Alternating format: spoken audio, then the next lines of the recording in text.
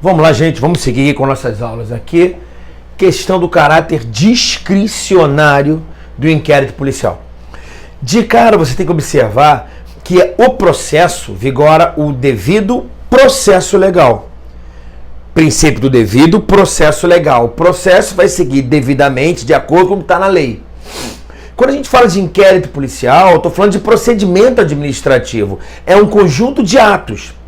E lá, de acordo com o meu lá, o CIFU-DS, o S é de sistemático e o D de discricionário. Eu estou falando agora da discricionariedade do inquérito policial e já de cara falo que ele é sistemático. Por que ele é sistemático?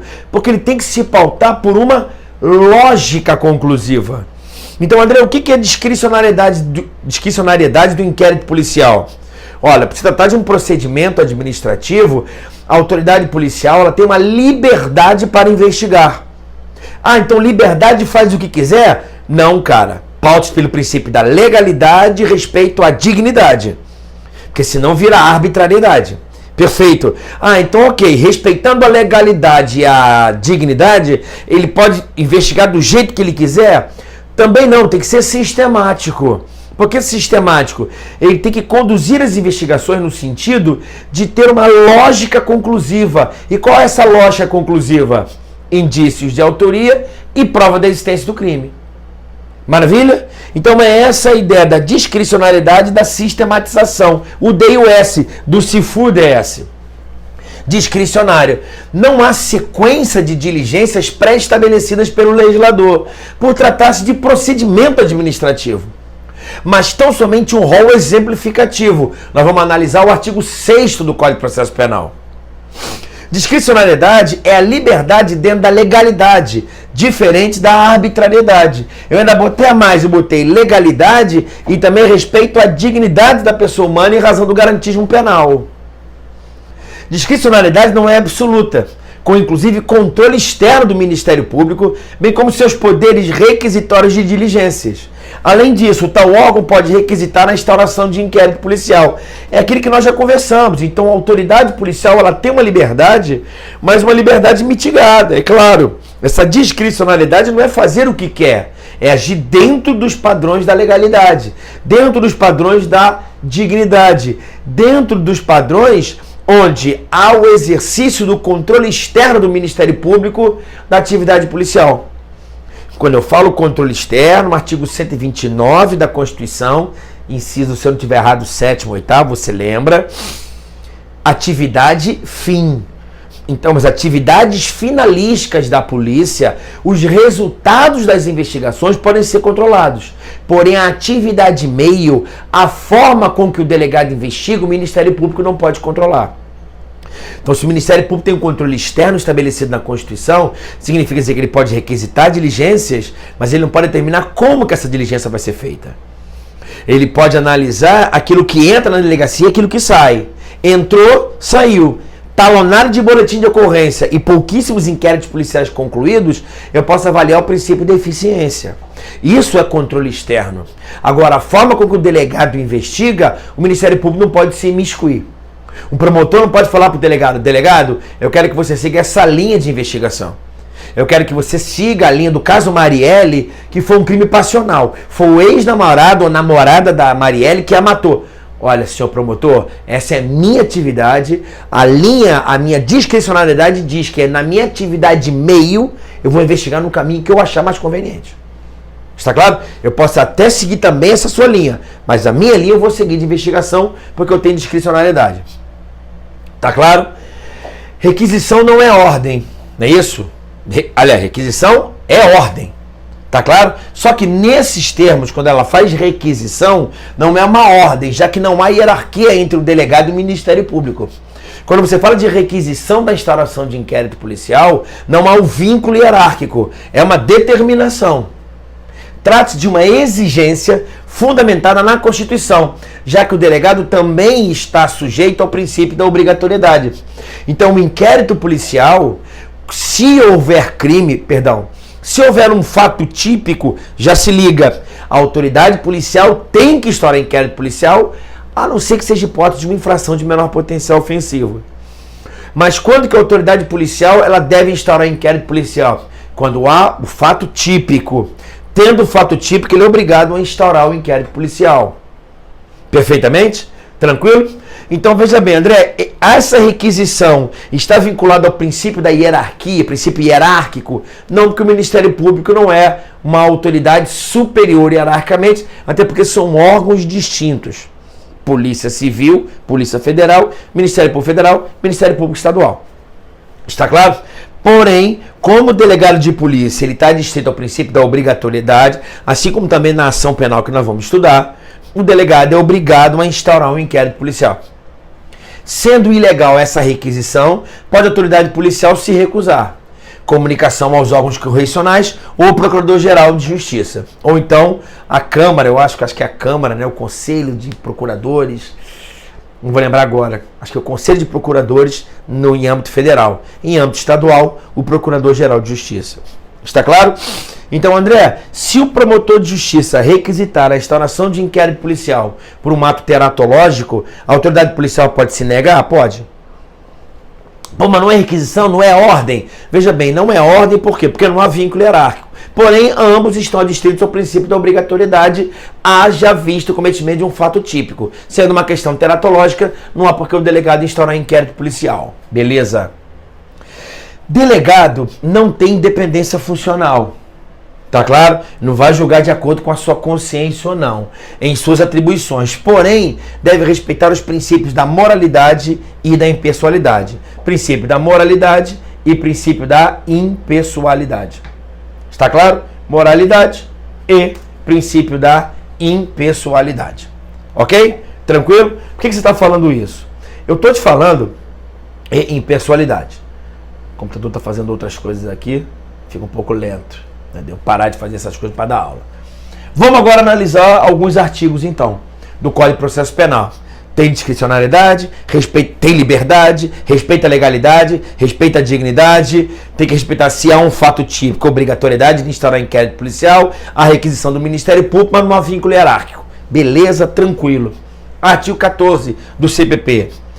O ofendido ou seu representante legal, em caso de menoridade, em caso de incapacidade, e o indiciado poderão requerer qualquer diligência, que será realizada ou não a juízo da autoridade. Então, quando ele fala, né, será realizada ou não, eu estou diante de um pressuposto lógico do princípio da discricionariedade. Então, se é a autoridade que conduz as investigações, se é um procedimento inquisitório, onde ele tem uma liberdade, ele se pauta pela legalidade, pela dignidade, a juízo da autoridade dele. Ponto. Tá bom, André, então o que ele deve fazer? O artigo 6º, ele elenca um rol. Logo que tiver conhecimento da prática da infração penal, a autoridade policial deverá: primeiro, dirigir-se ao local, providenciando para que não se altere o estado de conservação das coisas até a chegada dos peritos criminais. Chamada visum et repertum, manutenção do local. Tu já viu aquele seriado, o cara coloca aquela faixa amarela para ninguém entrar, para ninguém sair. Para quê? Para que não se altere o estado de conservação das coisas, para que os peritos criminais possam chegar ao local. Apreender os objetos que tiverem relação com o fato, depois liberado pelos peritos criminais. É óbvio que o delegado não vai apreender os objetos naquele momento. Ele deixa o objeto no local da cena do crime para que eles possam fazer a perinecroscopia, peri, ao redor, necro, corpo, copia, análise. Os peritos criminais analisam aquilo que está ao redor do corpo. E o corpo? Os peritos médico-legistas. Corpo, perito médico-legista. Ao redor do corpo, peritos criminais vão fazer a perinecroscopia. Tá claro? Beleza? Então, é óbvio que se tiver armas, não é isso? Objetos ao redor, ele deixa parado, não muda o estado de conservação das coisas. Depois que os peritos fazem a análise, vai haver a apreensão desses objetos. Colher todas as provas que servirem para o esclarecimento do fato e as suas circunstâncias. Ouvir o ofendido, evidentemente, se for possível, que ele pode estar morto. Ouvir o indiciado, com observância no que for aplicável do disposto lá desse livro, quando eu falo lá de termo, de testemunha, de interrogatório. Está claro? Ouvir o indiciado é interrogatório policial. Tem que respeitar todas as regras lá do interrogatório judicial a partir do artigo 185. Proceder a reconhecimento de pessoas e coisas e acariações. Botar cara a cara uma com a outra. Determinar, se for o caso, que se proceda a exame de corpo de delito e quaisquer outras perícias. Se for o caso, se a infração deixar vestígios, artigo 158, combinado com 67 e combinado com o 6º inciso 7, beleza? Ordenar a identificação do indiciado, sublinha essa parte identificação, pelo processo datiloscópico, tocar piano, se possível, e fazer juntar os autos sua folha de antecedentes. André, tá interessado nessa identificação datiloscópica? Cara, sim. Projeto do Moro, já temos lei falando sobre o que, gente? Identificação por padrão genético. Vou conversar com vocês sobre isso. E averiguar a folha de antecedentes criminais, a FAQ dele, e averiguar a vida pregressa do indiciado, sob o ponto de vista individual, ele mesmo, familiar e social, sua condição econômica, sua atitude e estado anímico antes e depois do crime e durante ele, e quaisquer outros elementos que contribuem para a apreciação do seu temperamento e caráter. Então a autoridade policial ela vai avaliar o indivíduo. Se o cara é nervoso, se ele é maluco, se ele é benquista na sociedade, vão ver as outras testemunhas a respeito dele, se ele está devendo no bar, se ele bebe sempre no bar, se as pessoas já viram dando porrada em alguém, se bate nos filhos, toda essa condição. Colher informações sobre a existência de filhos, respectivas idades, se possui alguma deficiência, e o nome e o contato de eventual responsável pelos cuidados dos filhos, indicado pela pessoa presa. Então, na verdade, o delegado tem que avaliar tudo isso, concluir, fazer um relatório específico e mandar para a autoridade competente que haja atribuição para isso, inclusive mandando para o conselho tutelar.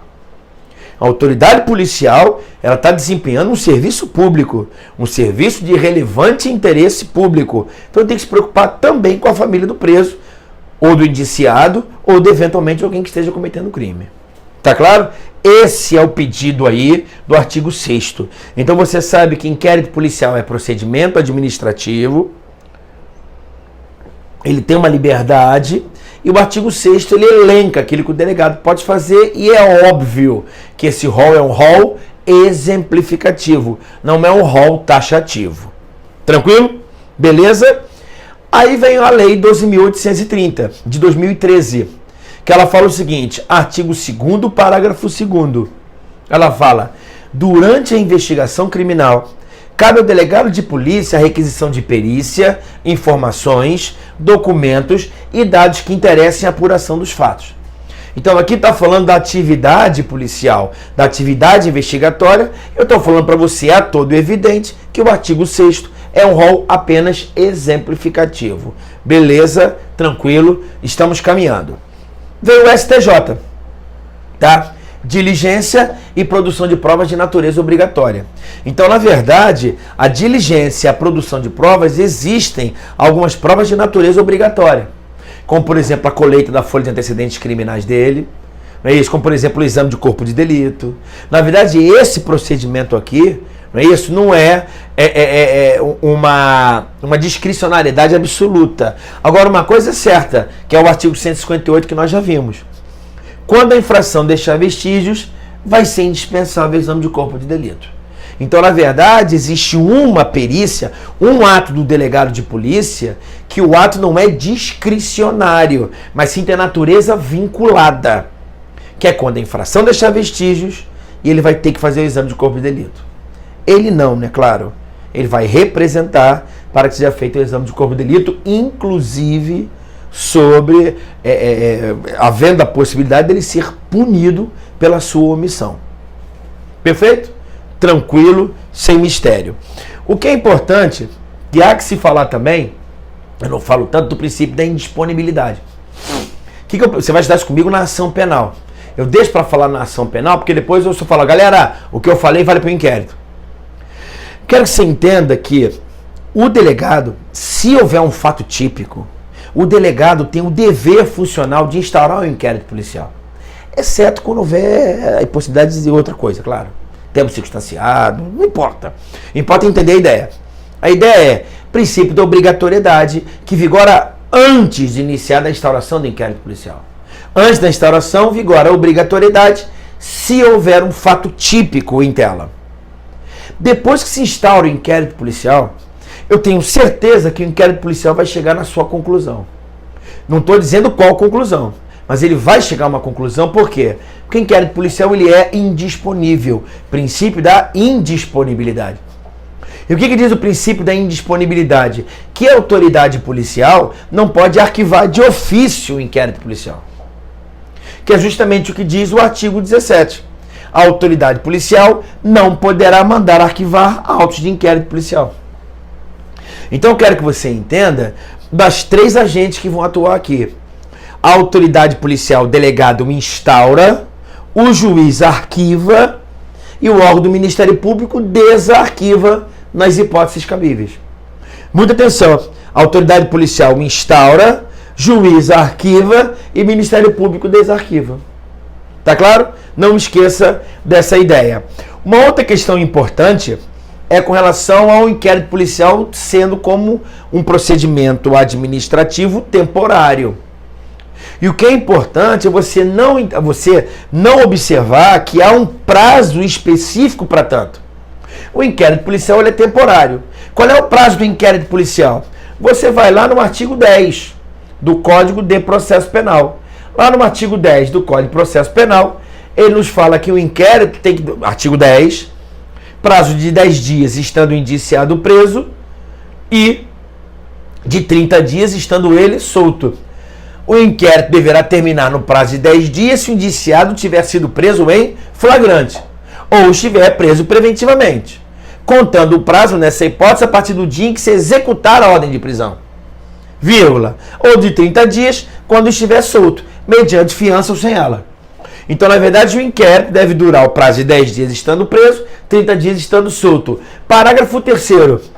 Quando o fato for de difícil elucidação e o indiciado estiver solto, a autoridade poderá requerer ao juiz, sublinha juiz, a devolução dos autos para ulteriores diligências que serão realizadas no prazo marcado pelo juiz. Então, na verdade, esse prazo pode ser prorrogado, pode ser aumentado, desde que se respeite o princípio do que, gente? Da razoabilidade. Da mesma forma, você vai no artigo 23. Ao fazer a remessa dos autos do inquérito ao juiz competente, a autoridade policial oficiará ao Instituto de Identificação Estatística ou repartição congênere, mencionando o juízo a que tiverem sido distribuídos e os dados relativos à infração penal e à pessoa do indiciado.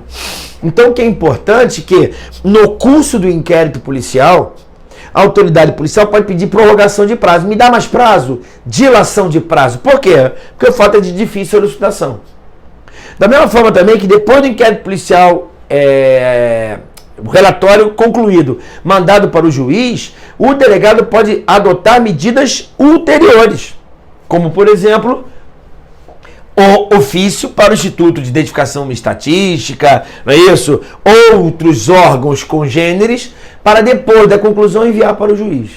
O que me interessa? O que me interessa é que toda essa bagaça aqui tem que ter uma duração razoável, com fundamento no artigo 5º, inciso 78 da Constituição.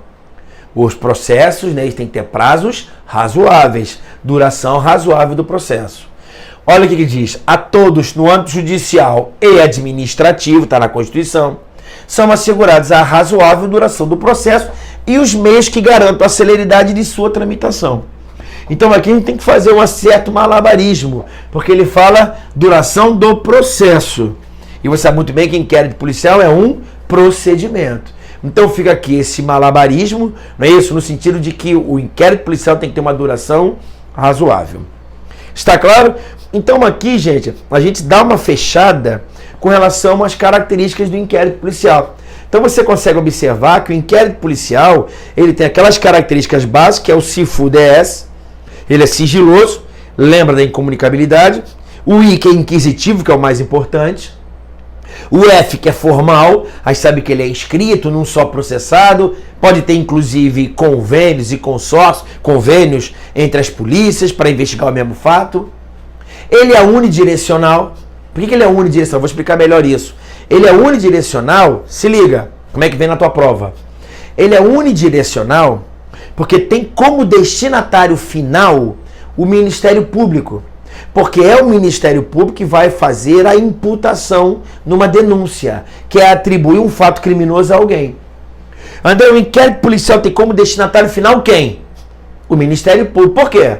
Porque ele tem uma coisa chamada opinio delicti. O promotor ele tem a chamada opinio delicti. Opinio delicti. Onde é que está isso? Está lá no artigo 127, 129 da Constituição. Mas, André, como é que ele faz a sua opinio delicti? Onde que ele externaliza a sua opinio delicti? Na sua denúncia. E na denúncia ele faz o quê? Olha, rapaz, na denúncia ele faz uma coisa que é chamada de imputação. André, o que é imputação? Ô, meu amigo, é atribuir um fato criminoso a alguém. Ah, então com relação a esse fato criminoso a alguém, indícios de autoria e prova da existência do crime, é aqui que vai ser delimitada a denúncia, sim ou não? É. Então o fato criminoso que delimita a denúncia e o curso do processo? Perfeitamente.